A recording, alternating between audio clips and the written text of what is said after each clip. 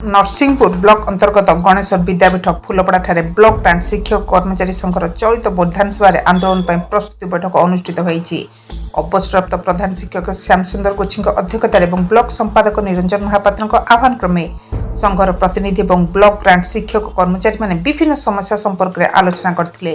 कटक जिला संपादक करुणाकर शत्रुसल राज्यर 2608 कोटी हाईस्कल प्राय 60 स्कूल पूर्ण अनुदान सह चाकरी शर्तावली सह पेंशन पाउथवा स्थले अवशिष्ट विद्यालय वंचित अच्छा। यही वर्गर शिक्षक कर्मचारी सरकारी विद्यालय अनुरूप समस्त कार्य करुवा बेले सेमानक भली समान सुविधा सुजोग पाउना मत व्यक्त करते। यही नूतन अनुदान प्राप्त ब्लॉक ग्रांट विद्यालय गुड़िकर अवसरप्राप्त शिक्षक टंकाटे पेंशन पाती नहीं।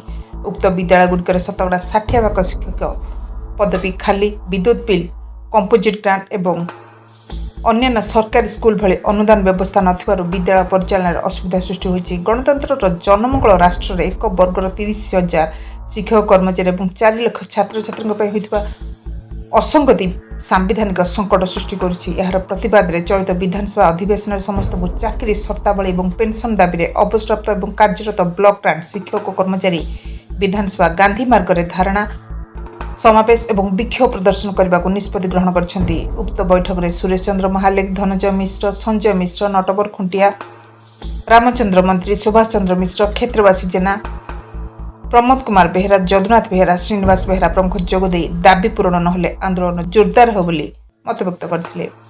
नरसिंहपुर देवदत्त मलय कुमार बराल, ओडिशा मोबाइल टीवी।